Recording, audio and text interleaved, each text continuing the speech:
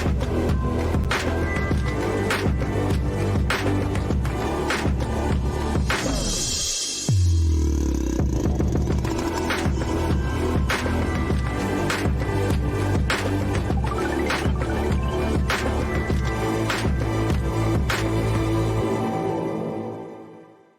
what's up, guys? I hope you're enjoying the Be the Difference podcast.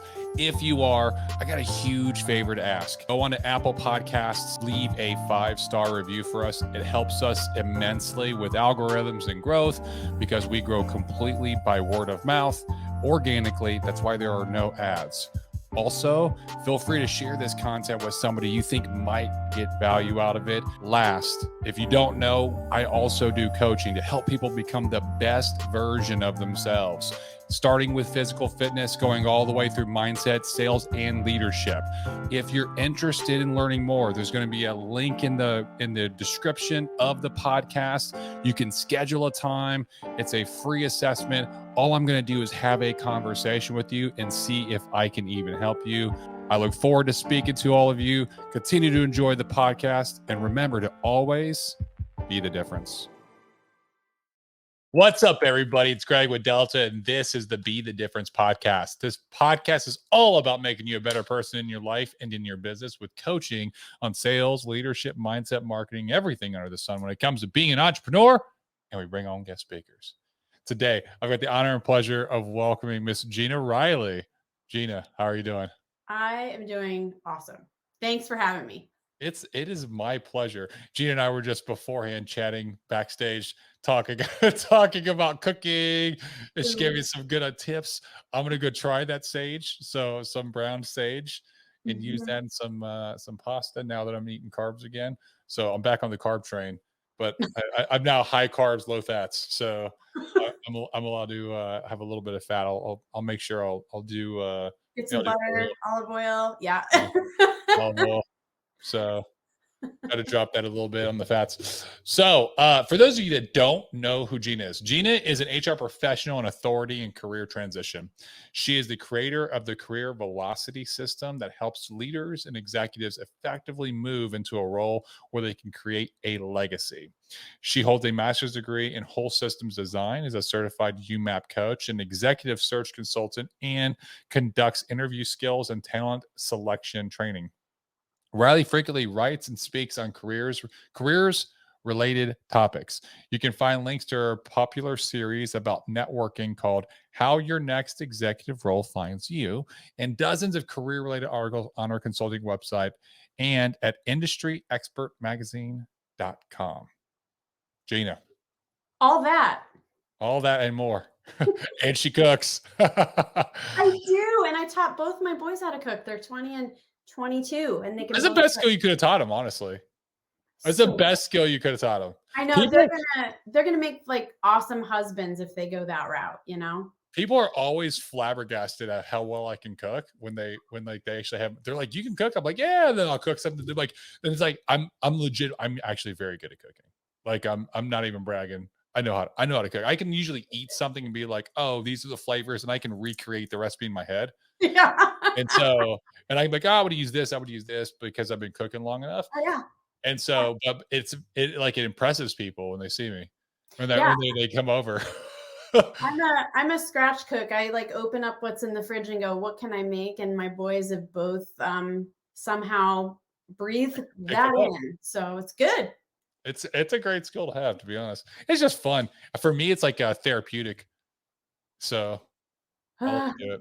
I can't say it's therapeutic during the growing up years when you're just trying to get the 5 and 7-year-old to eat. But yeah, there's also you're older, and I can relax, have a glass of wine, and make whatever. It's just like breaking bread with somebody. Yeah, It's something that's very, very human, like human nature to do. Oh yeah, you're making me hungry today. I know this is going to be a food podcast before I know it. So Gina, let's talk about how you started in all this and like your journey. Where did you start? What got you to where you decided that you wanted to create your career velocity system that you decided on, and we'll go from there. Yeah, try to make it brief. The quick tell me about yourself. I've kind of been on a journey to help people communicate and connect better. Mm, I think that started when I was about age 16, when I myself maybe didn't always communicate in the ways that really attracted like the right kind of attention, helping connect with other people. And I was part of some leadership development programs in my youth that really put me on the path of like, this is what I was meant to do. I am meant to help other people shore up how they communicate, making sure it's succinct and focused and articulate so that they can build better relationships or attract the right kind of job opportunities or attract the right kind of clients. mm, So I've kind of just been at this for a very, very long time. And what has led me to creating Career Velocity is I realized that when a person is going through career transition, specifically mature people who have been in the workforce for 20 plus years, it's complicated. A lot of people have been in their jobs for a long, long time. If you look at our big companies like an Intel or a Nike, some of those people have been there for over 20 years. And then a layoff happens. And they're like, oh my gosh, where do I start? And one of the things that we hear that you're supposed to do is either go get your resume together because you don't have one, or start networking. yeah. But the problem with that is if you've had your head down performing at your best for all those years, you do not know how to package what your unique value proposition is in the first place. It's a lot to unpack. And so the Career Velocity is all about starting with you, the person, building up all your messaging. Step 6 is resume development and LinkedIn development, as we were talking about earlier, and then moving into job search strategy, which includes networking. But one of the worst pieces of advice I have heard that people have like kind of gone into the wrong path is they'll start networking first. And networking is great if you want to have informational conversations to gather information, but Yeah. not so much to pitch yourself. So I'm really all about like showing up with authenticity and confidence and absolutely knowing what your sharp tool is. Yeah. And that's it. I mean, so there's a lot of things I want to unpack here. So first off, I can relate in the sense of like I was in the military for 11 years, and then when I was transitioning, I had a very difficult transition. Like, what am I gonna do? What like? And everyone's like, well, because I had a TSSCI clearance, it was like, well, why don't you just do something government? I was very much like, I spent all that time in the government. I want to do something more civilian. I want to like kind of maybe own my own business, be an entrepreneur, or like climb the corporate ladder. I don't want to go back into the government. Like I don't, I was very much like I didn't want to do that. But the transition was still difficult, right? And that's very similar. I've worked with a lot of different veterans. It's across the board. It's just we're so used to the structure of the military Right. that now that structure is like kind of gone. It's like you can do whatever you want to do. And you're just like, it's like too much freedom. Well, Like, truthfully, it's like, where do you start and how do yeah, you get the right information? And, are you spending all your time on LinkedIn or chasing down, the rabbit hole of like advice out there? And yeah. who's got that advice, that'll get you on your way and get you where you want to go efficiently, which is to get a job and make your money and, have purpose. How often do you find that people are doing things in the wrong order, such as they're trying to like network first and just like, you like it's, you don't know what to network about because you haven't sharpened your tool. Like, Right, right. you haven't found out like what's your niche market, what's your Mhm, unique proposition, what's mhm, the actual problem that you're solving, right. what's your unique solution to that problem, Yeah. what's your offer, Yeah. all these things to where you can actually like present it in a quick succinct way, which I found it's the same with entrepreneurs that coming into our industry, right? It's Totally. they have an idea in their head like I got to learn all about this. It's like, dude, that doesn't matter at all. Like that's gonna come. Like what you need really to worry about is this.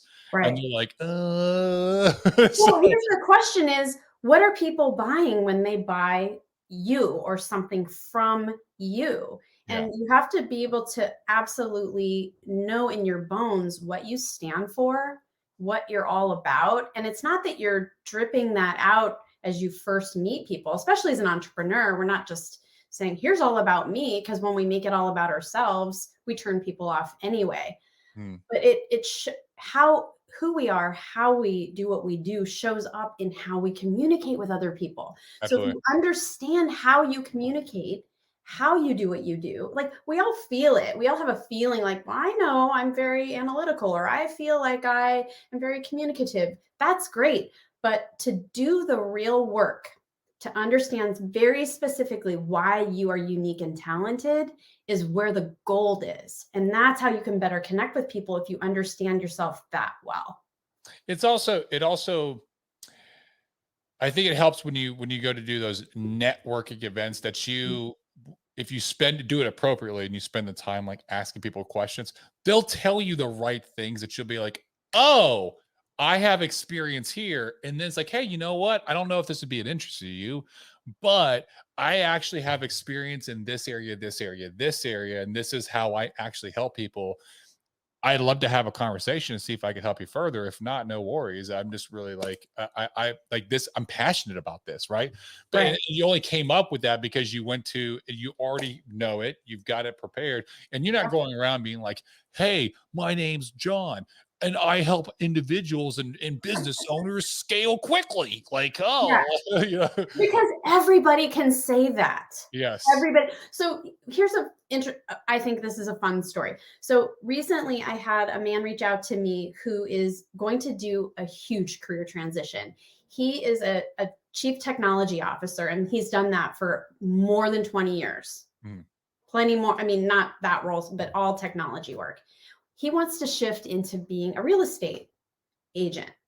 And when we started to sharpen his unique value proposition, what came out was, I want to specifically help younger technology professionals invest in properties and make it efficient for them and easy for them so that they can build generational wealth. They can get into their first home and then maybe buy investment properties. And why? Because he's an immigrant and he came from nothing and he built up everything from the ground up, and it was hard. And he's like, my purpose, my mission is to help other people do something easier that was hard and confusing for me. That man knows his purpose. And when he shows up to his ideal client, they're going to know it. They're going to feel it. They're going to go, you get me. yep.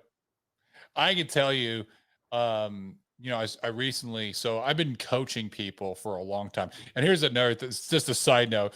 When you're good at something like that, like he probably would do that for free Yeah. because he's so passionate about it. Yeah. It's in his heart. It's in Like his he heart. really believes it. Yeah. Right. And so when like money is not on the line, if it's just like, hey, you've had all the money in the world, what would you do? What would you do with your time? It's like, well, I'd do this because this is what I really enjoy. Then, they become so good at it that people want to pay you. Right. Absolutely. They're And like, I want some of that. so I've been coaching people on physical fitness and on mindset stuff for Yeah. years now. I've been in the fitness industry for over a decade, but I've been coaching people because I love seeing people change their life through fitness and like change their mindset and see success in other areas of life when they improve there. And so I was like, you know what? I'm gonna make this official. I'm gonna start doing coaching. So I started doing coaching, and the first client I had got on the phone, and she saw a reel that I did. And I was talking about, and she was like, "Hey, like you spoke to me on this reel because I was just very vulnerable and open. I spoke Mhm. to her, and so I was like, tell me your story." And she told me, and it was like I could call exactly what the next thing she was going to say. Next thing, next thing. I was just like, you're right. I do. Like, I could see why you reached out because I've literally been almost identical situation. I know what you've been through. I've been through it too. I really want to help you. You know, Absolutely. And you've There- got a there's- there's- solution that helps transform them to get from point A to point B. yeah, And that's what they're buying, that story, and they're buying the hope of the transformation that you can help them get and achieve if they follow your formulas. Absolutely. right? Absolutely. So it's absolutely right that you got to have that, you got to have the passion for it. But there has to be that perceived value that like you've become good at it. Like Mhm. you know it well. And then it's honestly like it's the know, like, and trust. It Like, is. It's all about your branding and yeah, building up a reputation. And what's kind of interesting about the gentleman that I was just explaining is he led with, I'm not sure what my unique value proposition is. Why will people want to buy from me? And all of us as entrepreneurs, no matter what we sell, that's the question. yeah, Why, there's plenty of career coaches. I need to be darn sure what I offer that I believe is different than, the differentiator. And that's that's that whole tee up you did. It's the convergence of, I've done executive search. I teach people how to do interview skills training in corporate. yeah. And I built a career coaching program. And I have a master's degree. Like, I have this combination of knowledge, skills, abilities, and so on, that make me credible. Now, if someone wants that, great. If that's not the right thing, there's other people that do Yes. parts, pieces, and so on of career transition. Mhm. And usually people will know, I've always I get a lot of sales. I coach a lot of salespeople, and they'll be like, "Well, what if they say this?" And so it's like, okay, one, that's probably just your fear coming in because I've never had a client ask me that ever.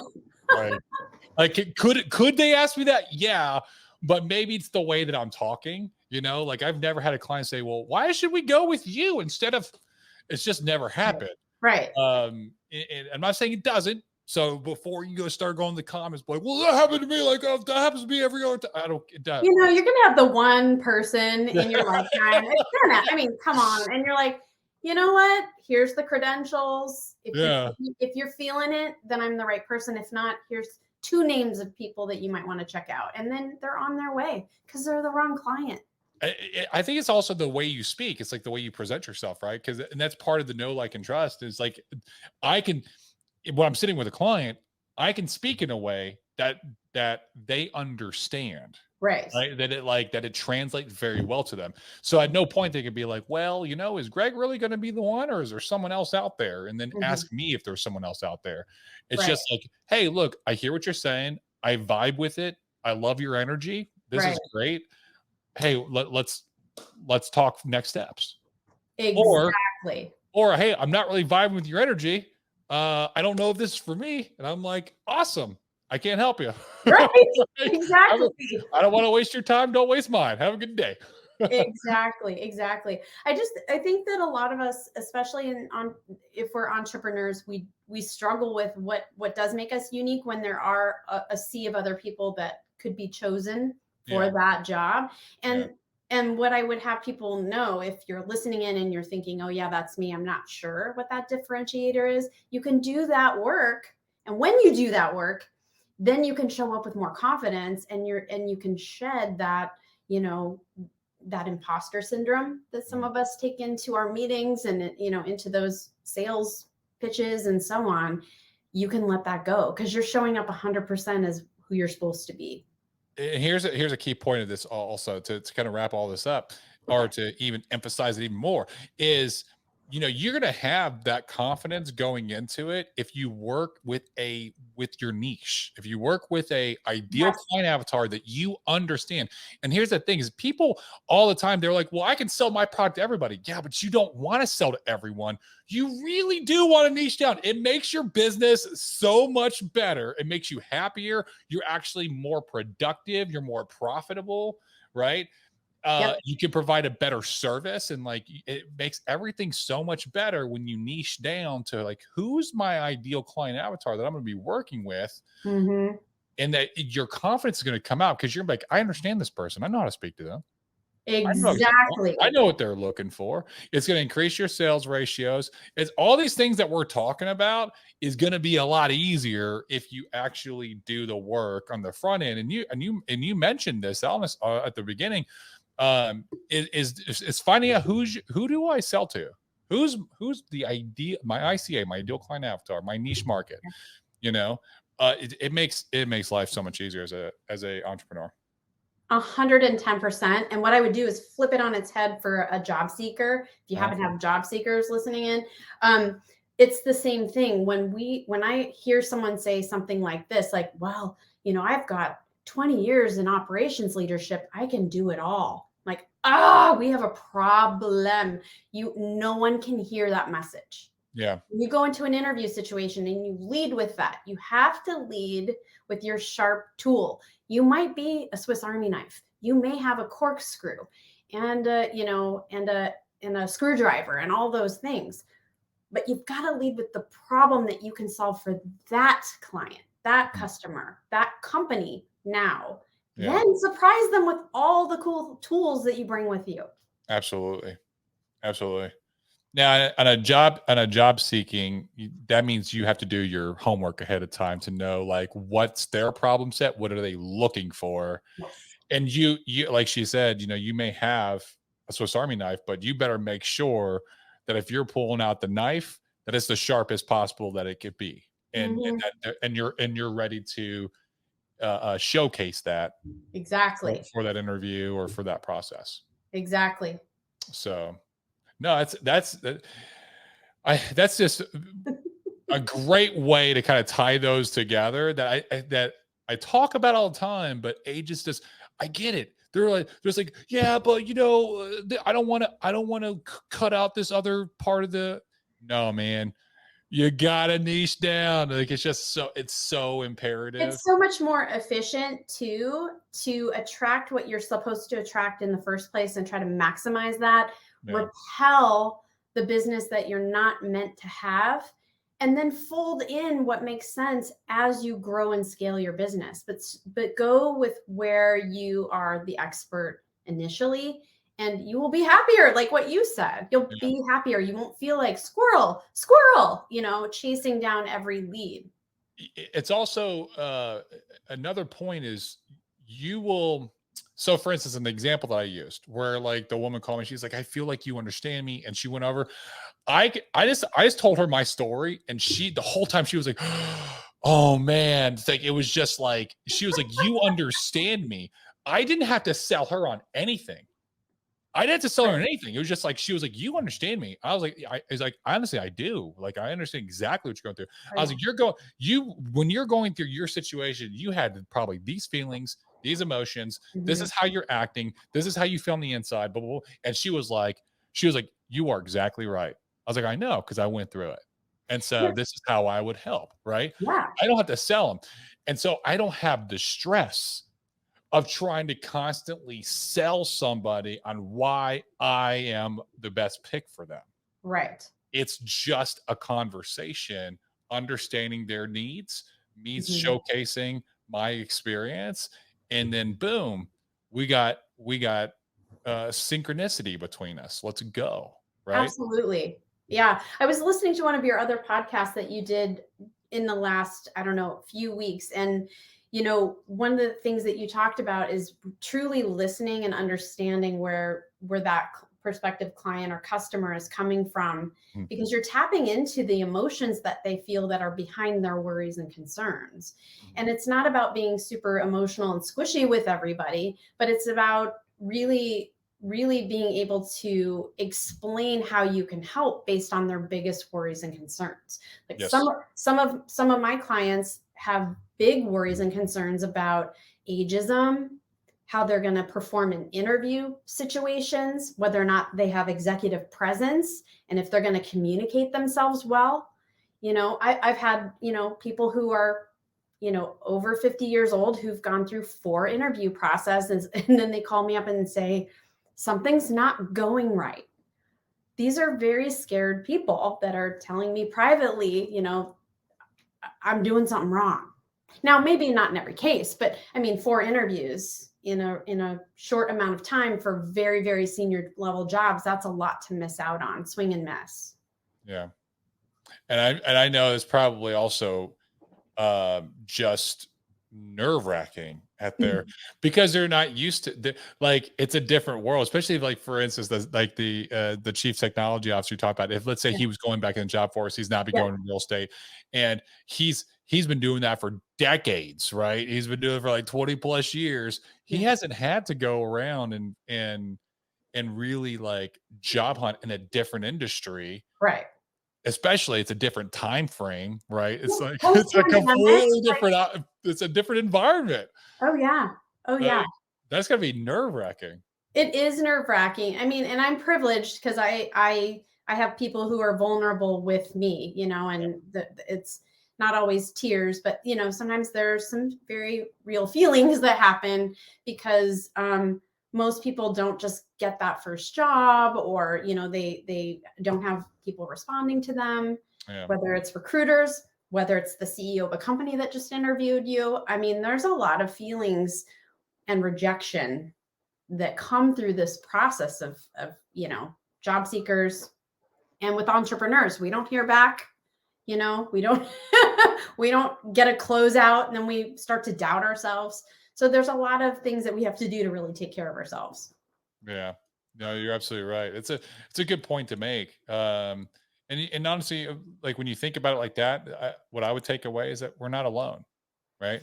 The challenge is no matter what situation you're in, whether you're like what you're talking about, and you're Mhm. and a senior in your like older ages, and you're at senior level leadership, and you're transitioning out of one Yeah, industry trying to go into another, the challenges that you're facing and the fear that you're probably experiencing in that process, the worry, the doubts, insecurities, they're the same as like an entrepreneur that's like starting sales for the first time, and it's just like, oh, I had my first sales presentation and they said no, and then I had my second, they said no. Third, they said no. It's yeah, just like, yeah, you got to get your teeth kicked in a little bit. You got to learn. It's yeah, just it's a process, right? it And is. so no, that's a good point to make that, and just realizing that like what you're feeling is normal.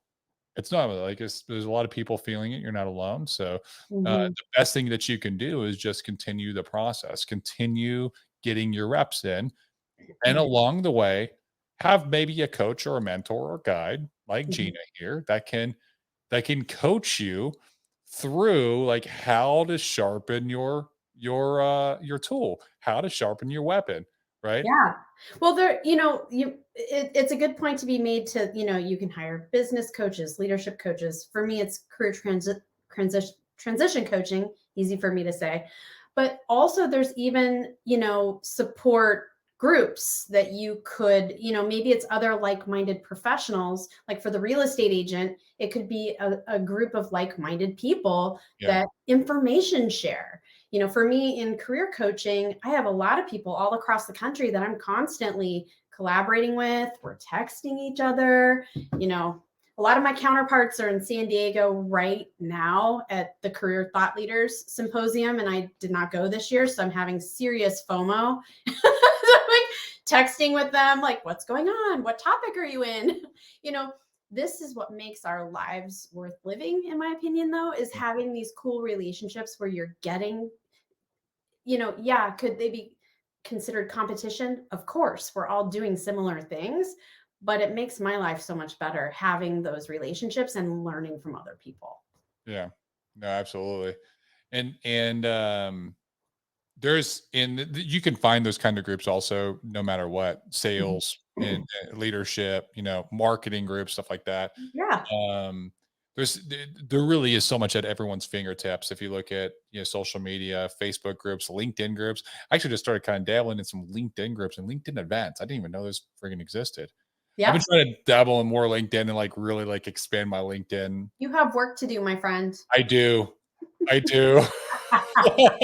But it's okay. I'm willing to do the work. I'm all right with it. I know you are. So, so, so Gina, if anyone's watching this and they're like, they've liked our banter and a lot of the wisdom you're sharing here, what is for anyone that's watching that's looking to make a transition, Mhm. career transition? What are some quick like, hey, here's some tips to get you started to really that you want to focus on, or maybe pitfalls to avoid? Yeah, yeah. Oh, I have so many. So it depends on how long you want me to talk at you. Um, the first thing is I recommend getting to know yourself first, and I use a tool called the UMAP Career Profile Assessment, which can be used not just for job seekers, it can be used for entrepreneurs, it can be used for college students who are transitioning into the workforce. It can be used for job seekers. And what you get out of that assessment is your top 5 unique strengths from StrengthsFinder.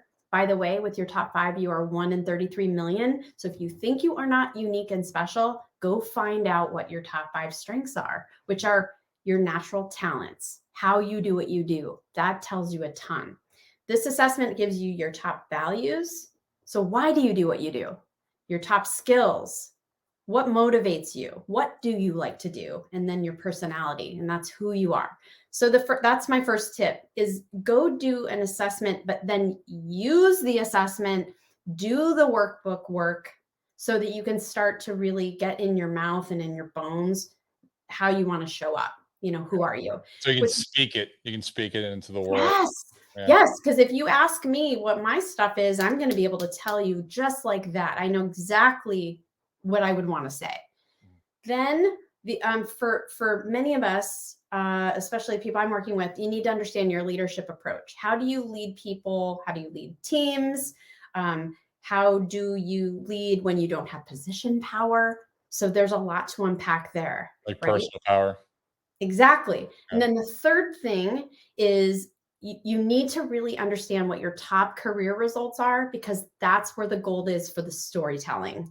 So for the entrepreneur, some of the audience members, here today, it's going to be some of those stories where you've helped people and get those wins and overcome those emotional hurdles to getting what they need so they can be successful, right?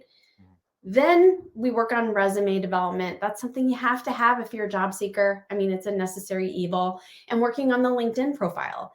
We do job search strategy. I use Steve Dalton's 2-hour job search method because it's recipes that work. Mhm. But here is one of my favorite things, and that is thought leadership. So, how are people going to find you in the future? How are you not going to feel stuck to find clients or get that next job? And that is making sure you are doing things, and it doesn't have to be a TED Talk.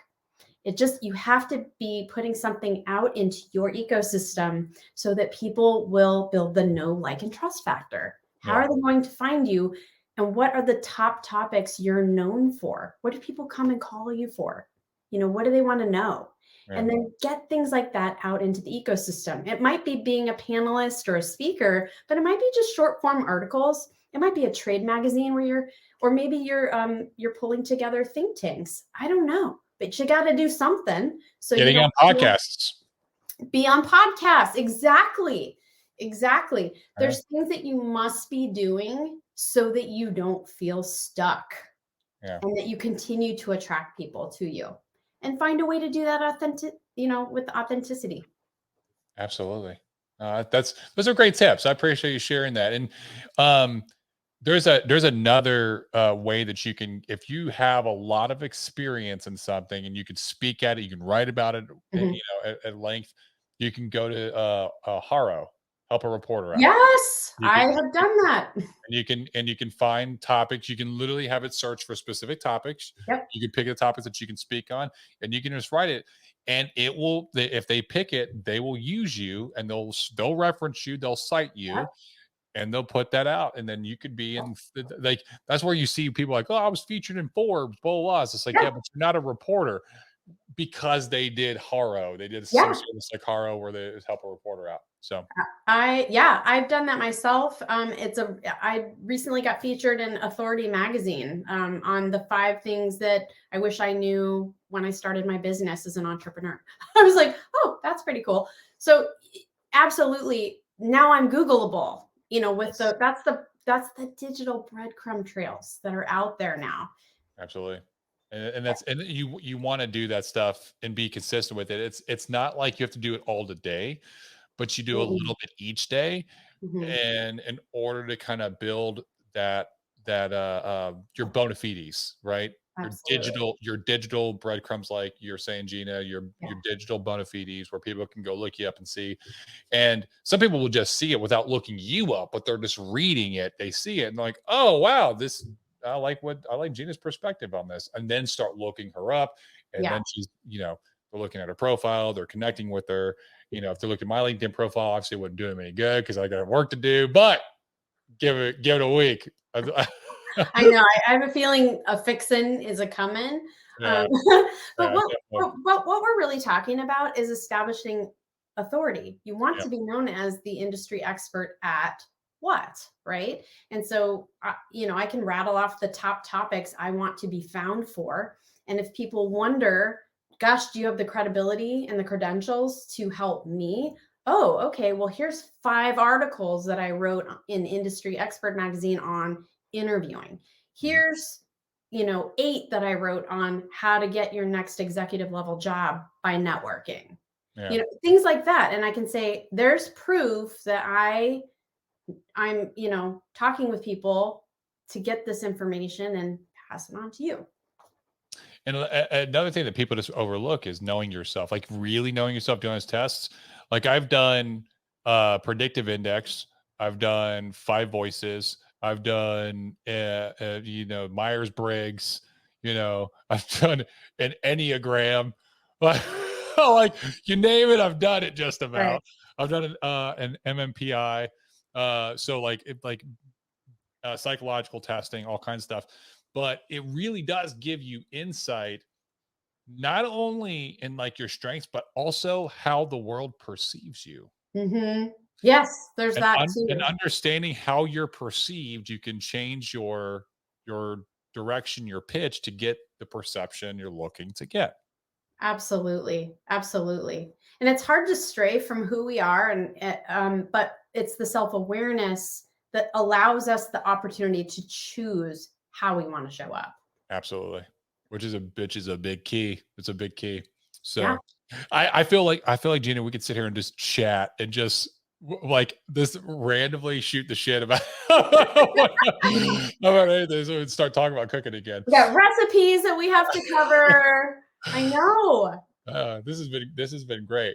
If anyone is listening to this and they got value from it and they want to learn more about who you are, Gina Riley, what's the best way to connect with you and kind of get more content or information or even reach out to you? Yeah, I have a couple things. One is I've got a website, GinaRileyConsulting.com.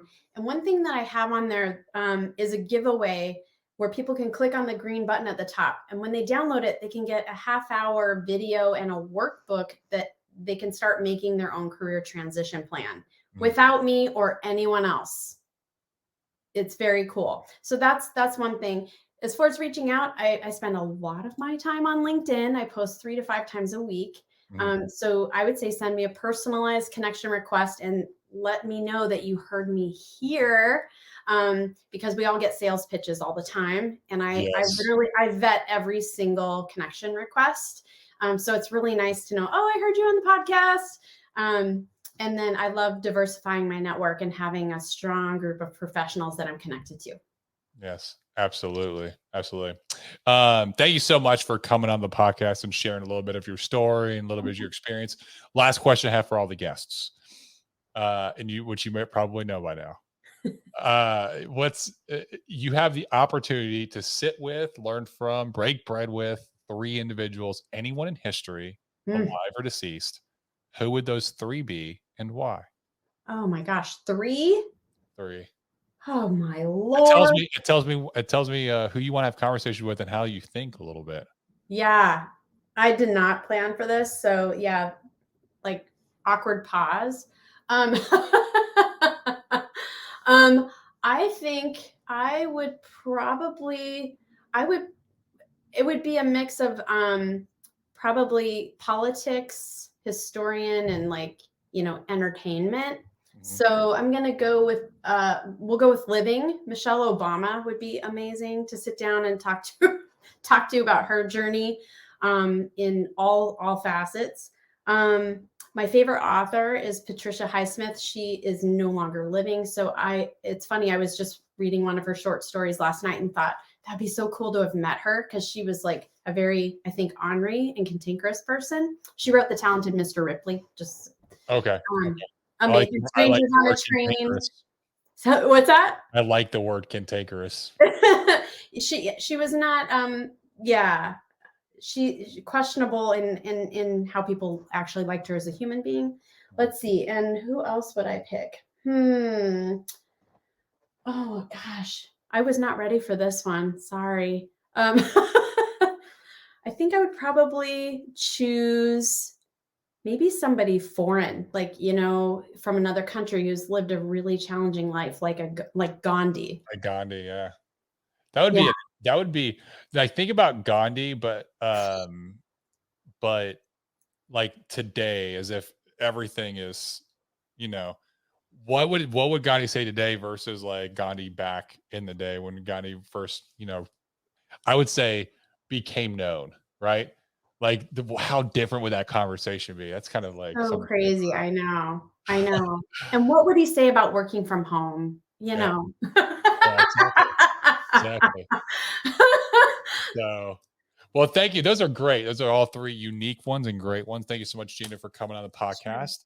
For those of you watching or listening, if you watched or listened to now, then obviously you got value. So all I ask, what Gina asks, is that you do us a quick, small little favor. You share this content with other people that can also learn, grow, that can get value from it, maybe learn something, or just be entertained by our banter. Takes 60 seconds just to rate, review, subscribe, share this content, but it means the world to both Gina and I. So this has been the Be the Difference podcast. I'm your host, Greg Birch. Until next time, we'll see you.